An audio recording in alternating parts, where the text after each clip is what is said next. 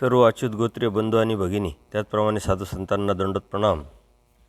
सर्वज्ञ श्री चक्रप्रभूंनी अवतार घेतल्यानंतर या जीवाच्या हिताकारणे भल्याकारणे महाराष्ट्रात भ्रमण करत असताना ज्या अनंत लीळा केल्या, त्या अनंत लीळांचं चिंतन करत करत त्या लीळेतून परमेश्वराने दिलेली जी समज आहे, ज्ञान आहे, बोध आहे, तो आपल्या जीवनात उतरून आपला आध्यात्मिक प्रवास परमेश्वराबरोबरच अर्थात सन्निधानातच राहून परमेश्वराला प्राप्त करण्याचा आपण प्रयत्न करत आहोत।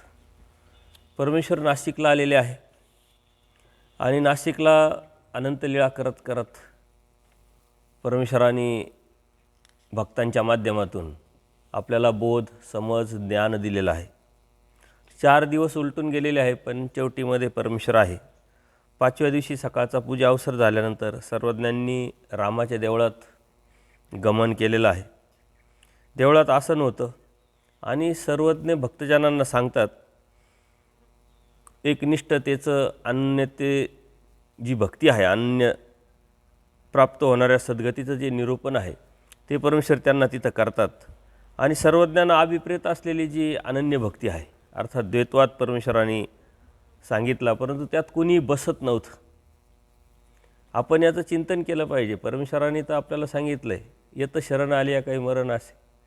आपल्या धर्माचा पाया आहे, तत्व आहे, मूळ सिद्धांत आहे एकनिष्ठ भक्ती, आणि ती परमेश्वराची भक्ती, अनन्यभावी शरण जाऊन परमेश्वराला प्राप्त करण्यासाठी केलेली भक्ती। तर आपण परमेश्वराला अप्रत्यक्षरित्या एकनिष्ठ भक्ती करतो आहे असं म्हणतो, परंतु ती बाह्य अंगाने, अंतरांगाने आपल्या विचारामध्ये, बुद्धीमध्ये, मनामध्ये देवतेचं कार्य चालू असतं। कारण विकार, विकल्प, स्वभाव, परत जे दोष आहे, अनंत अभिमान आहे, हे सर्व देवतेचं कार्य आहे। आणि ह्या देवतेच्या कार्याला आपण वश होऊन आपण कार्य करत असतो, जरी परमेश्वराची भक्ती करत असलो तरी।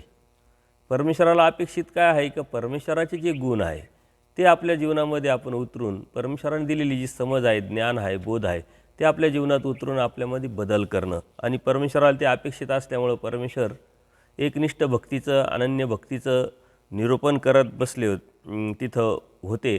आणि त्या अनन्य भक्तीमध्ये, एकनिष्ठमध्ये भक्तीमध्ये परमेश्वराच्या सन्निधानात असलेले भक्त कुणी बसत नव्हते। आणि मग देव म्हणतात, ते तुम्ही जाणत नाही, त्यामुळे सर्वज्ञांनी औदास्याचा स्वीकार केला, कारण त्यांनाही ते माहीत नव्हतं अनन्य भक्ती म्हणजे काय, एकनिष्ठ भक्ती म्हणजे काय। जरी देवाने निरूपण केलेलं असेल तर उमट आणि जाणीव, बोध जो आहे हा झाल्याशिवाय कळत नाही। बोध झाल्यानंतरही एकनिष्ठ भक्ती एवढी सोपी नाही आहे। आणि म्हणून परमेश्वराने औदास्य स्वीकारलं आणि देव भक्तजनांना म्हणतात, तुम्ही सर्वजण इथून निघून जा, मी एकटाच राहतो। आमच्या प्रवृत्तीला तुम्ही पात्र होत नाही, तर मग तुम्ही कशाला थांबता इथं? आम्ही जे म्हणतो ते तुम्ही म्हणितलं ते करत नाही, तर तुमचा उलट अविधी घडतो आहे, अनिष्ट घडतं आहे। त्यामुळे तुम्हाला थांबण्याचा काही अधिकार नाही आणि तुम्ही विरोधच करत आहात, चुकीचंच करत आहात, तर मग इथं कशाला राहता आमच्याबरोबर? म्हणून देवानी सर्वांना सांगितल्यानंतर अचानक असं झाल्यानंतर सर्व भक्तजन मात्र घाबरले, खाली माला घालून गुपचूप बसले, कोणीही जाईनं। आणि मग देव म्हणतात, तुम्ही जात नाही तर मग मीच जातो, आम्हीच जातो असं म्हणून सर्वज्ञांनी सुंदर नारायणाच्या मंदिरामध्ये गमन केलेलं आहे। सुंदर नारायणाच्या देवळात आसन झालं, तिथून समोरच घाटावर आता नदी उतरताना पायऱ्यांवर गमन केलं। आज जे आपण स्थान करतो आहे, सुंदर नारायणाच्या मंदिरातून पलीकडून परमेश्वर अलीकडे येत आहे। आणि डोहातल्या पाण्यात त्यांनी प्रवेश केला। तो डोह मोठा होता, पाणी खोल होतं, पण परमेश्वर इकडे येऊन गेले।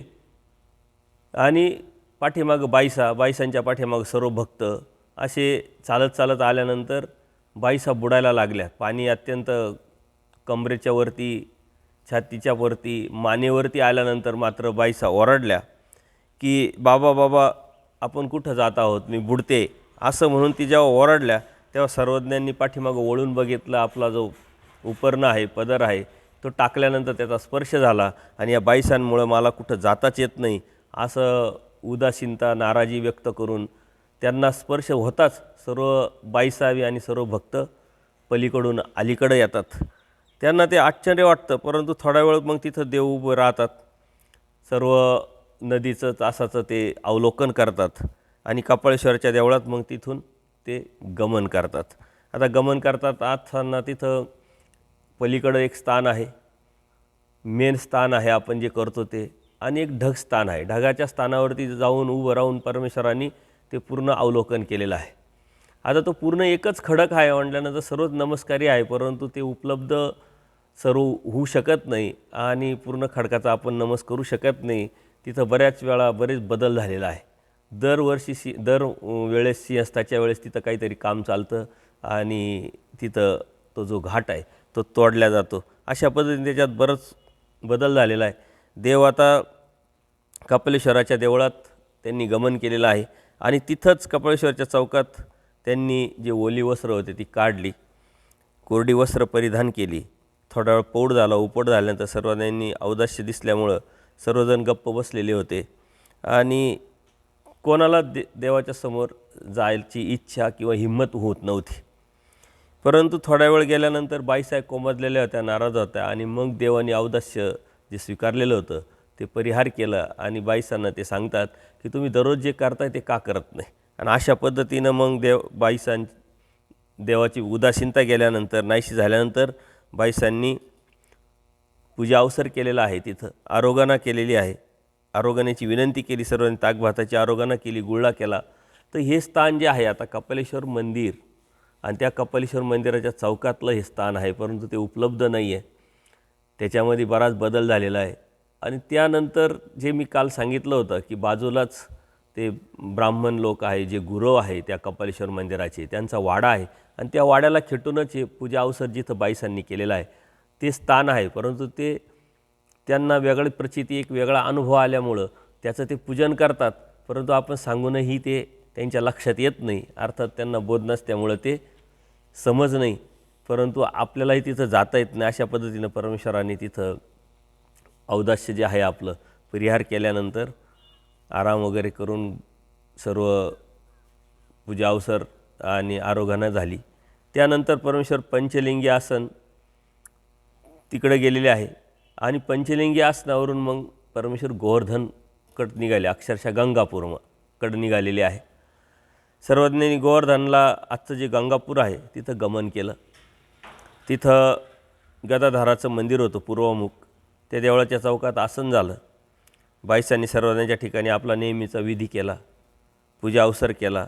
तिथं वस्ती झाली एक दिवसाची आणि मग तिथं उपहार वगैरे आराम, एक वस्ती झाली आणि दुसऱ्या दिवशी परमेश्वर अंजनेरीकडं गमन करतात. आता अंजनेरीला गेल्यानंतर अंजनेरीलाही देव थांबलेले आहे आणि तिथून तसंच त्र्यंबकला गेलेले आहे. त्र्यंबकला त्यांनी गेल्यानंतर देवानी पहिल्या त्र्यंबकच्या त्या मंदिराच्या मध्ये गाभाऱ्यामध्ये सर्वज्ञांचे उकड आसन झालं. देवळाच्या बाहेर एक छोटंसं भांडं होतं, मादन, लहान आकाराचं चौकोनी घडीव असं पाषाणाचं भांडण होतं. त्याच्यात पाणी होतं त्याच्यात आणि देवानी त्या भांड्याच्या पाण्यामध्ये जो विडा आहे तो विसळला आणि त्यातलंच पाणी काही लिंगावर घातलं. दोन्ही श्रीकरांनी लिंगाचा स्पर्श केला आणि डखले आणि चांगदेव भटाचा विडा मागितला आणि तो धुवून घेतला. त्याच मादानातून पाण्याचा विडा धुतल्यानंतर सर्वज्ञांनी त्र्यंबकेश्वरला विडा वाहिलेला आहे. थोड्या वेळ चौकात आसन झालं आणि मग पोराकटाच्या त्र्यंबकेश्वराच्या जे देवळाच्या पश्चिम भागाकडे परमेश्वरांनी वायव्य कोपऱ्यात एक गुंफा होती, तिथे 3 दिवस आसन झालं. अर्थात हे स्थानं कोणत्या प्रकारचे उपलब्ध नाही, परंतु ते जे भांडं आहे ते भांडं काही लोकांनी तिथून एक त्र्यंबकला जाताना अंजनेरीच्या अलीकडंच एक गाव लागतं खंबाळं आणि त्या रोडवरतीच एक मंदिर बांधून ते भांडं तिथं आणून तिथं ठेवलेलं आहे. म्हणजे ते नमस्कारी आहे. तेच भांडं आता कितीतरी वर्ष झालेले तेच भांडं आहे नाही आहे, याच्यात जरी वासना असल्या तरी तिथलंच ते भांडं आणून तिथं बसवलेलं आहे आणि यातले कोणत्याही प्रकारचे स्थानं उपलब्ध नाही. कारण आज जे ज्योतिर्लिंगाचं जे मंदिर आहे ते मंदिर ते नसून हे वेगळं मंदिर असावं अशी ही एक वासना आहे. आणि देवानी तिथं फक्त विडा वाहिला. विडा वाहताना स्पर्श झालेला आहे. तिथं देवाने काही डोकं टेकवलं नाही, नमस्कार केला नाही किंवा काहीतरी पूजा अवसर केला नाही आहे. परमेश्वराचा हेतू वेगळा आहे, ते समजण्याच्या आपल्या पलीकडं आहे. परंतु परमेश्वराने अन्य मंदिरात जाऊन त्या देवतेला विडा व्हायचा आणि विडा वाहता वाहता स्पर्श करायचा. ही स्पर्श करण्याचा जो भाग आहे हा अत्यंत महत्त्वाचा आहे.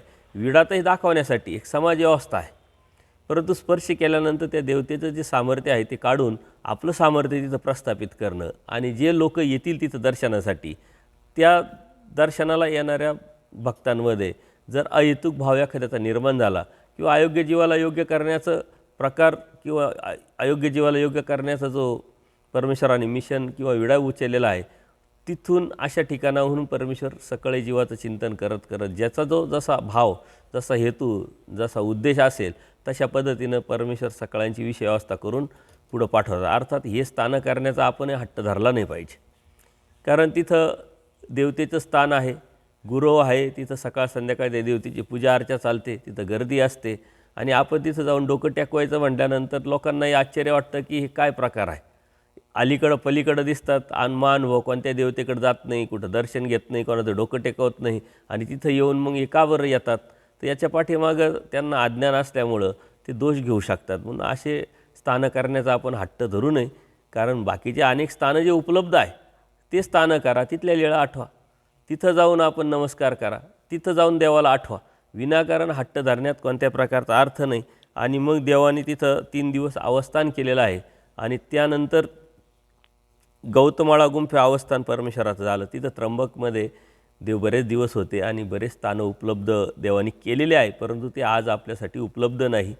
बरेच देवतेच्या मंदिरात तिथं गेलेले आहे, कारण ते पूर्वीपासूनच त्र्यंबकेश्वर हे जे आहे, कारण आपल्याला जेव्हा मेहकरकडून देव पैठणला येतात आणि पैठणवरून परमेश्वर ज्या बोनेबायांबरोबर येत होते त्या बोनेबाया ह्या त्र्यंबकेश्वरलाच सिंहस्थाला चाललेल्या होत्या आणि देवाने तिथंच मग थांबून बाईसांना प्रेमदान दिलेलं आहे.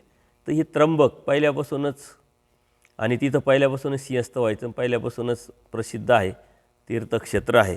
त्यामुळं परमेश्वरांनी अनेक ठिकाणी तिथं थांबून अनेक ठिकाणी आपलं स्पर्श करून आपलं जी शक्ती आहे, दया माया कृपा करुणा, ही शक्ती निक्षेपलेली आहे आणि परमेश्वर म्हणतात तुमचा आम्ही उद्धार करता आहे आणि अनेकांचा काही दुसरा कोणी आहे का. तर प्रत्येकाचाच परमेश्वराला उद्धार करायचा आहे. त्याच्यामुळं कोणाला कोणत्या माध्यमातून कोणाला कोणत्या पद्धतीनं परमेश्वरच जाणो. त्यामुळं आपण ह्या गोष्टी फक्त समजून घेणं महत्त्वाचे आहे. परमेश्वराने औदास्य स्वीकारलं, औदास्य स्वीकारून पुढे प्रवास करत करत परमेश्वरांनी गोवर्धन अर्थात गंगापूरला आले, अंजनेरीवरून मग त्र्यंबकला आले आणि त्र्यंबकला तिथं विडा वाहून त्या गुंफेत परमेश्वराचं 3 दिवस अवस्थान होतं. नंतर कुशावर्त, तिथं आजही ते कुशावर्त आहे, तिथं कुशावर्ताच्या काठावरतीच गुंफा होती आणि त्या गुंफेत परमेश्वराचं 5 दिवस अवस्थान आहे. तेही स्थान उपलब्ध नाही आज. ते त्यावेळेस त्या काळापासून जे बांधकाम आहे ते आजही पाहायला आपल्याला भेटतं. कुशावर्त आहे, सर्व आहे आणि तिथंच हे सिंहस्थ वगैरे किंवा लोक जे जातात तिथं स्नान वगैरे करतात, आंघोळ करतात. तर कुशावर्तावरतीही देव 5 दिवस राहिलेले आहे, परंतु तिथं कोणत्या प्रकारचं स्थान उपलब्ध नाही.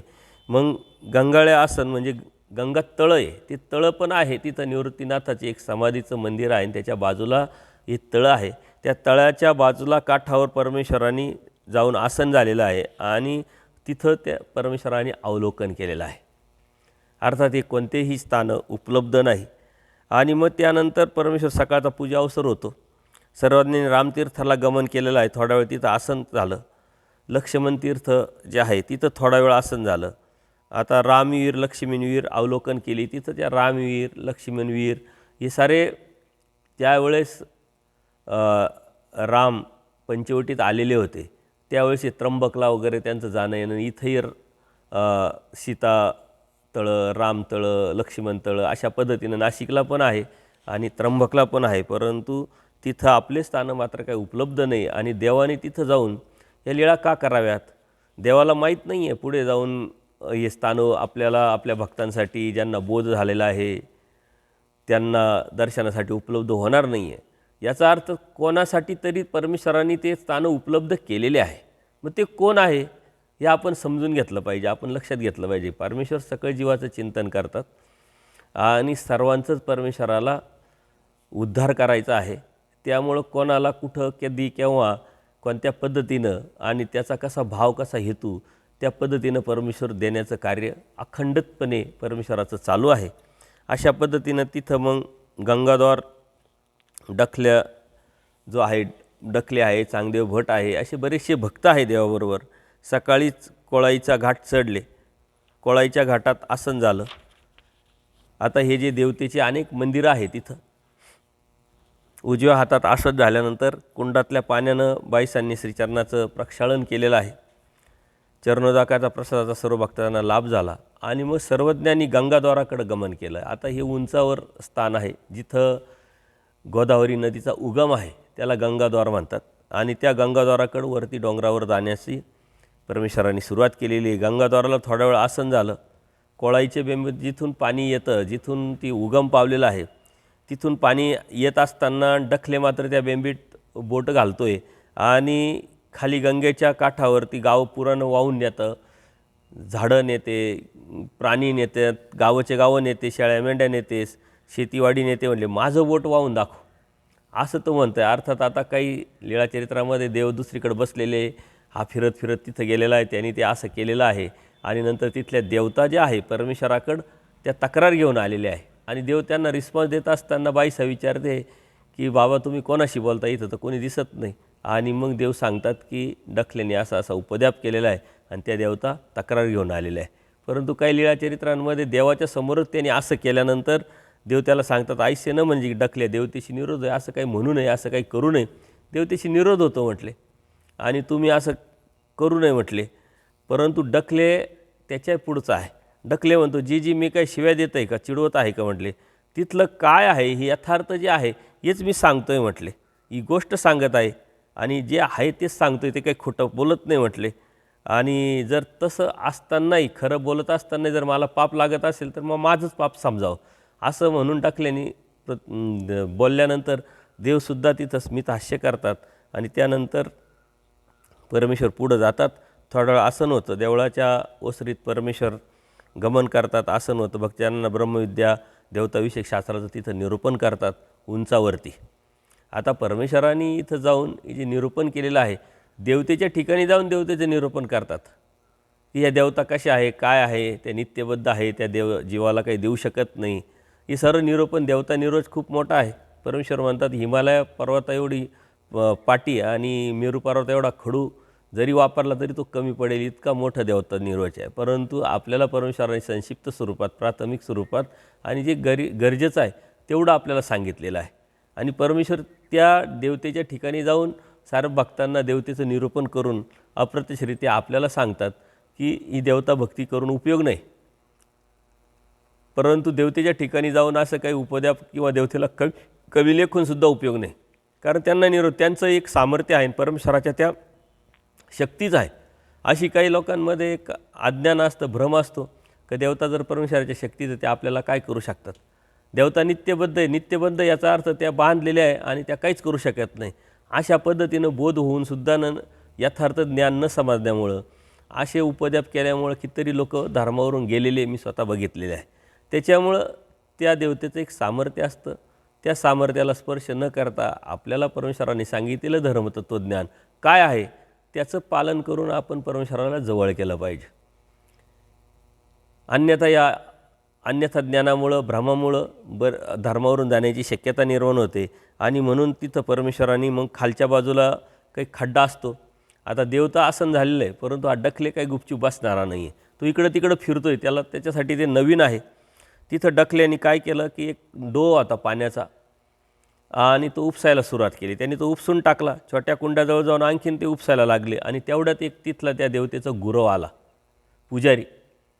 तो दररोज त्याचं यायचं, त्या देवतेचं पाणी जे आहे डोहातलं ते पाणी लोकांना तीर्थ म्हणून द्यायचं, विकायचं, त्याच्या बदल्यात काही पैसे भेटायचे, त्या पैशातून त्याचं घरदार चालायचं. परंतु तो आल्यानंतर त्यांनी पाहिलं का त्या डोहातलं पाणी सर्व यांनी उपसून टाकलेलं आहे. आणि मग तो मात्र तो गुरव पुजारी त्यांनी पाहिलं, सारं पाणी सांडलं आणि तो ओरडू लागला. आणि मग तो देवाकडे येतो देवाकडे येण्याच्या अगोदर त्यांचे वाद पण होतात. तो म्हणतो हे तू पाणी का उपसलं, माझं नुकसान केलं. तर तो डखले त्यांच्याशी भांडतो, कसलं पाणी म्हणले, तू गुरव आहे म्हणले, तुझं पाणी कसलं म्हणले, तू गौतमाचा भावबंद आहे का वंशज आहे म्हटले, गौतम तुझा कोण लागतो म्हटले. कारण ते गौतम ऋषीचं तिथं मंदिर आहे आणि तिथं सर्व परिसर तो गौतम ऋषीचा असल्यामुळं तो म्हणतो गौतम का तुझा भाऊबंद आहे का वंशज आहे तुझं म्हणून तू म्हणतोय. तर त्यामुळं त्याला नाविलाज झाला, तो डखले भांडायला लागल्यानंतर. आणि मग तो देवाकडे येतो, सर्वज्ञांकडे येतो गाराने घेऊन.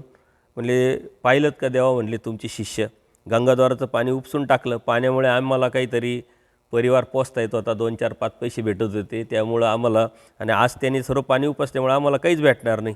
आणि असं सर्व तक्रार केल्यानंतर देव म्हणतात तुम्हाला काय भेटायचं दररोज. तर त्यांनी सांगितलं 2 आणे 4 आणे, त्यावेळेचे जे आसू वगैरे सांगितलं. आणि अशा पद्धतीनं मग नाविलाज होतो, देव बाईसांकडून ते आसू घेतात, एक त्याला ते देतात की बाबा तू आज काही भांडण करू नको आणि नाराज होऊ नको. अशा पद्धतीने देवाने त्यालासुद्धा सांभाळलं आहे. अर्थात देव म्हणू शकत होते का तो डखले त्यांनी केला, आता काय करू, झालं जाऊ द्या. परंतु नाही, चुकी झालेली आहे, आपल्या शिष्याकडून झालेली आहे. डखलेला त्यांनी नंतर शिक्षा पण केलं, ती गोष्ट वेगळी, परंतु त्याचं ते पैसे भरून पण दिले. हा व्यवहार आहे. व्यवहार सिद्धीला जातो. तर त्या पद्धतीनं आपल्यापासून कोणाला त्रास झाला नाही पाहिजे, झाला त्रास तर त्याची भरपाई आपण दिलीच पाहिजे. ही नैतिकता आहे, ही पॉझिटिव्ह विचारधारा आहे आणि हीच साधना आहे ना, हाच धर्म आहे, हे आपण लक्षात घेतलं पाहिजे. अन्यथा आपण इकडं धार्मिकता खूप करायची आणि व्यवहारामध्ये मात्र नैतिकता सांभाळायची नाही. असं जर होत असेल तर त्या धार्मिकता करण्याला काही अर्थ नाही. परमेश्वराने मग त्याला एक आसू दिलं आणि डखलेला सांगतात की ऐसा अंतू न पाहिजे, देवतेचा असा अंत बघितला नाही पाहिजे म्हटले. आणि मग डखल्यानी ते मान्य केलं, हो काजी म्हटले, दंडोत घातला आणि देवानी डखलेला शिक्षा पण केलेली आहे. मग आता परमेश्वर गौतम जे आहे ब्रह्मगिरीच्या उंच टेकावरती, अगदी शेवटचं टोक आहे, तिथं देव पोचलेले आहे. आणि तिथं जे उंबऱ्याचं झाड असतं आणि त्याला उंबरं लागलेले असतात. आणि ते उंबरं लागलेले असल्यानंतर ते जे फळं आहे ते बरेचसे खाली पडलेले असतात, चांगले असतात, पिकलेली होती ती उंबराची झाडं. आणि मग देवाने ते उंबराच्या झाडाखाली तर एक उंबर घेतलं आणि त्या उंबराच्या माध्यमातून, त्या फळाच्या माध्यमातून, हे उंबर म्हणजे एक ब्रह्मांड आहे. आणि या उंबर फोडल्यानंतर त्यात जे बारीक बारीक सर्व दिसतं ते सर्व अनंत जीव आहे म्हटले. आणि हे झाड म्हणजे माया आहे आणि ह्या मायेला लागलेले जे झाडाला लागले जे उंबरे ते एक एक ब्रह्मांड आहे. म्हणजे अर्थात देवता निर्वस्तित सांगितला का अनंत ब्रह्मांडाला माया व्यापून आहे. म्हणजे एक ब्रह्मांड म्हणजे एक उंबर, त्या उंबरातले अनंत जीव आणि असे अनंत उंबर त्या झाडाला लागले, म्हणजे तो झाडा ही एक माया स्वरूप. अशा पद्धतीनं परमेश्वराने तिथं त्यातून निरूपण केलेलं आहे. म्हणजे असं प्रसंगानुरूप परमेश्वराने तत्त्वज्ञान सांगितलं. आपण सुद्धा प्रसंगानुरूप जर या गोष्टी समजून घेतल्या तर आपल्या कायमस्वरूपी लक्षात राहतात. परमेश्वराने असं बसवलं आणि हे जीव, देवता, प्रपंच, परमेश्वर अशा असं काही सांगितलं नाही. भ्रमण करत असताना जसा प्रसंग आला त्या प्रसंगानुरूप परमेश्वराने तत्त्वज्ञान सांगितलं, आचार सांगितला आणि तोच आचार आपल्यापर्यंत आला. नंतरच्या काळामध्ये त्याची बांधणी झाली आणि म्हणून तो पूर्णपणे एकरूप होऊन आपल्याकडं आलेला आहे. लीळाचरित्रात गेल्यानंतर आपलं आता हे लीळाचरित्र आपण बघतोच आहे. कोणतं लीळा कोणत्या सूत्रात कुठं आली, कोणता दृष्टांत कुठं आलेला आहे. परंतु जेव्हा आपण दृष्टांतपाठ पाहतो, सूत्रपाठ पाहतो, त्याच्यात मात्र सूत्रांची पूर्णपणे मांडणी केलेली दिसते. तर मग परमेश्वराने तिथं उंबर स्वतः खाल्लं आणि सर्वांना ते म्हणतात, देव काय म्हणतात की न फोडताच उंबर देवाने कसं खावं असं सर्वांना विचारलं आणि देवाने स्वतः ते पूर्ण खाल्लं. मग सर्वज्ञांनी अख्खं उंबर श्रीमुखात घातल्यानंतर आरोगणा झाली आणि कृपादृष्टीनं अवलोकन करून काय महात्म्य म्हटले, पिंडप्रदान का वर्तत नाही, म्हणजे अर्थात पिंड म्हणजे शरीर, आणि त्या शरीराला तुम्ही हे का देत नाही, पिंडाला का देत नाही. श्राद्धकाळी जेव्हा मृतदेहाला जाणारा भाताचा गोळा असतो ना, ते देतात अन्य राटीमध्ये, तशा पद्धतीने तुम्ही आपल्या पिंडाला आता हे गोळा म्हणून किंवा अर्थात ते उंबर द्यायला पाहिजे, खायला पाहिजे, असं देवाने अप्रत्यक्षरित्या सांगितलं. आणि मग सर्व भक्त त्या उंबरच्या झाडाखाली ते उंबर वेचून खायला लागले आणि सर्व सद्भक्तांनी बरेचसे उंबर पार अगदी पोटभर खाल्ले आणि मग देव म्हणतात थांबा, नाही तर पोट दुखेल म्हटले. त्यामुळं देवानी थांबवलं म्हणून ते थांबले. नंतर त्यावरती थोडंसं पाणी प्या म्हटले आणि अशा पद्धतीने देवाने तिथून त्या उंबराचं आरोग्यानं स्वीकारून गमन केलेलं आहे.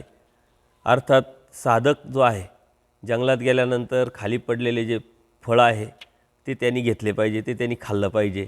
एक निसर्गाचं देणं आहे. अशा पद्धतीनं देवाने अप्रत्यक्षरित्या साधकाला एक समज दिलेली आहे.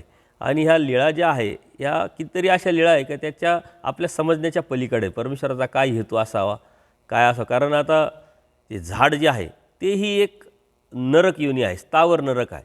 तिथे तो एक जीव आहे आणि त्या ठिकाणी परमेश्वराने जावं, त्या झाडाचं ते उंबर घ्यावं.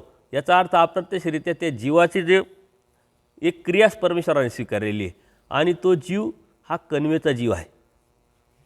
म्हणजे परमेश्वराचं जे प्रत्येक लीळा आहे त्याच्या पाठीमाग काहीतरी हेतू आहे आणि तो हेतू आपल्या समजण्याच्या पलीकडं आहे.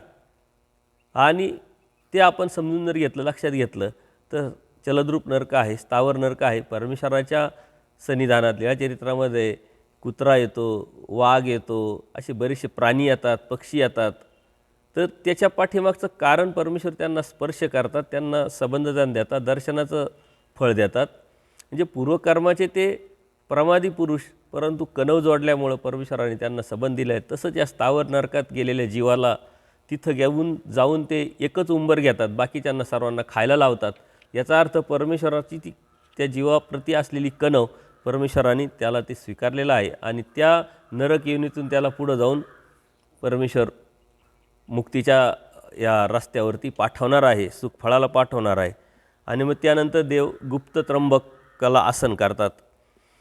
त्र्यंबकाच्या देवळात परत देव येतात तिथल्या दाराच्या. ऑलरेडी हे जे आहे, हे जे गुप्त त्र्यंबक आहे ते वरतीच आहे, डोंगरावरच आहे. आता तिथं असावं आणि आहे. गेल्यानंतर जर आपण चौकशी केली तर आपल्या लक्षात येईल. त्या ठिकाणी देव थोड्या वेळ चौकात बसले, आसन झालं, बाईसांनी श्रीचरण चरण प्रक्षालन केलेलं आहे, गुळा केला, विडा झाला आणि मग थोड्या वेळ कुंडाजवळ आसन झाल्यानंतर देव तिथून समुद्र दाखवतात, समुद्र अवलोकन. आता जर आपण तिथं बघितलं, समुद्र आहे मुंबईला, मुंबई ते त्र्यंबक हे जवळजवळ 250 किलोमीटरचं अंतर आहे. आता ते दिसणं शक्यच नाही, त्याचा अंदाजही करू शकत नाही. पण त्यावेळेस तिथून समुद्र दिसत होता आणि परमेश्वराने अवलोकन करून साऱ्या भक्तांना तिथून समुद्र दाखवला. याचा अर्थ तो समुद्र अगदीच 100-150 किलोमीटर आतमध्ये गेलेला आहे, इथपर्यंत समुद्र आहे. परत दुसरा विचार असा आहे का त्यावेळेचं जे वातावरण आहे ते अत्यंत क्लीन, शुद्ध असल्यामुळं अगदी लांबचंसुद्धा दिसतोय, म्हणून तो समुद्र तिथून दिसत असावा. कारण ज्यावेळेस कोरोनाच्या नंतर लॉकडाऊन लागलं आणि लॉकडाऊनच्या वेळेस सर्व गाड्या बंद, प्रदूषण बंद, त्यामुळं वातावरण अत्यंत शुभ्र दिसलं होतं आणि शुभ्र झालं होतं.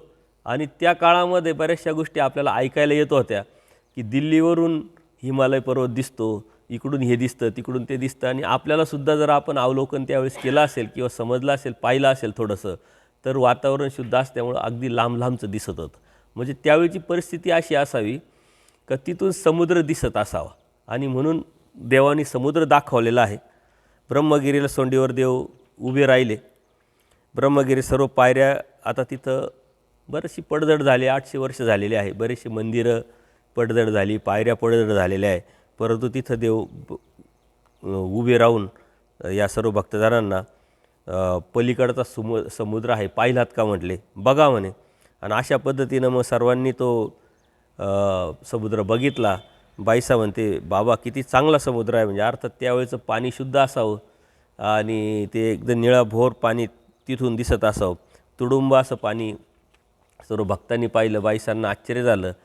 आणि मग देवाने सर्वांना ते समुद्र दाखवल्यानंतर अजून एक स्टेटमेंट परमेश्वराने दिले की भूतसृष्टी हा कर्मले भोगून नासना आहे म्हणले. अर्थात तिथं कर्मनिष्पितीने ही भोगभूमी.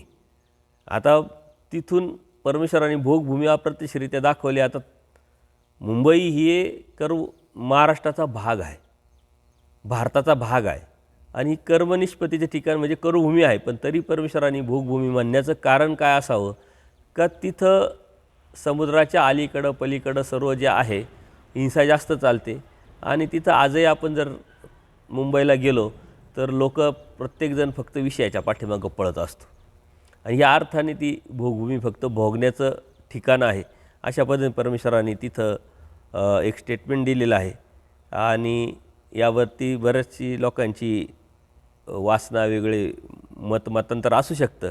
सर्वज्ञांनी भोगभूमी दाखवली असावी आणि तिथले फळी अदृश्य असावेत आणि तिथून भोगभूमी दाखवली असावी, पण मग ती भोगभूमी कुठं आहे? कर्मभूमीच्या पलीकडची आणि त्यातला तो समुद्र असावा अशा पद्धतीनं. परंतु जर आपण तार्किकदृष्ट्या जर विचार केला, वैज्ञानिकदृष्ट्या जर विचार केला तर समुद्र आहे मुंबईला आणि ते किलोमीटर एवढं आहे आणि त्यावेळेचं जो परिस्थिती आहे त्या परिस्थितीनुरूप जर आपण विचार केला, चिंतन केलं तर नक्की तिथून समुद्र दिसला असेल आणि परमेश्वराने ते स्टेटमेंट दिलेलं आहे. आता ह्या ज्या गोष्टी आहे यावरती ना भक्तांनी कोणाने देवाला स्पष्टीकरण विचारलं आणि देवाने दिलं, परंतु यातून आपण एक अंदाज, एक चिंतन करायचं असतं, समजून घ्यायचं असतं, जाणून घ्यायचं असतं. सांगण्याचं तात्पर्य परमेश्वराने ज्या अनंत लीळा केलेल्या आहे त्या अनंत लीळेच्या पाठीमागं फक्त जीवाचं हित आणि जीवाचं भलं आहे आणि त्यातून परमेश्वराने अप्रत्यक्षरित्या आपल्याला दिलेली जी समज आहे ती समज घेऊन आपल्या जीवनात उतरून आपलं भलं करून घेणं आहे. हा प्रयत्नवाद आपल्या जीवनामध्ये असला पाहिजे. एक अनन्य भक्ती, एक निष्ठ भक्ती परमेश्वराला जी अपेक्षित आहे ती आपल्या जीवनामध्ये आपण उतरून नक्कीच परमेश्वराला प्राप्त आपण करू शकतो. अशा माध्यमातून परमेश्वराने त्र्यंबकला अनेक लीळा केलेल्या आहे. अजूनही त्र्यंबकच्या बऱ्याचशा लीळा आहेत. तिथून परमेश्वर ज्या पद्धतीने गेले त्याच पद्धतीनं परत अंजनेरीला येतात, गोवर्धन, नाशिक, पंचवटीत येऊन पुढे परमेश्वर प्रवास करतात, ते आपण बघणारच आहोत. थोडक्यात परमेश्वराला अपेक्षित असलेली जी एकनिष्ठ भक्ती आहे ती जर आपण समजून घेतली तर त्यातला जो बदल परमेश्वराला अपेक्षित आहे तो जर समजून घेतला तर दृष्टपर भक्तीतून अदृष्टपर भक्तीकडे जाणं म्हणजे परमेश्वराची भक्ती. आपल्या इंद्रियाचे कार्य आपल्या विकाराच्या माध्यमातून आपण प्रतिबंध करणं म्हणजे परमेश्वराची भक्ती. कारण हे जे इंद्रिय आहे, इंद्रियांचं अधिष्ठान देवता आहे. प्रत्येक देवतेचं अधिष्ठान आहे. चक्षु अधिष्ठात्री देवता, मन अधिष्ठात्री देवता, बुद्धी अधिष्ठात्री देवता. ते अधिष्ठान जर असेल तर आपण त्या देवतेच्या अनुषंगानेच वर्तन करू आणि ते अधिष्ठान जर निघून गेलेलं असेल तर मात्र परमेश्वराच्या सांगितल्याप्रमाणे, म्हणितल्याप्रमाणे आपण आचार करू. अधिष्ठान काही जात नसतं, परंतु त्याचं जे सामर्थ्य आहे त्याचं कार्य मात्र प्रतिबंध आणि ते कार्य प्रतिबंध करण्यासाठी साधना, एकनिष्ठ भक्ती, परमेश्वराच्या सर्व समर्थवादावरची निष्ठा आणि आचाराकडं आपली वाटचाल जर असेल तर नक्कीच परमेश्वराची एकनिष्ठ भक्ती, परमेश्वराला जे अपेक्षित आहे ते आपण करू शकतो आणि ती केली तरच आपण परमेश्वराचे भक्त होऊ शकतो आणि जेव्हा परमेश्वराचे भक्त आपण होऊ त्यावेळेस मात्र परमेश्वर नक्कीच आपल्याला प्राप्त होईल. सर्वज्ञ श्री चक्रधर स्वामी की जय. दंडवत हो.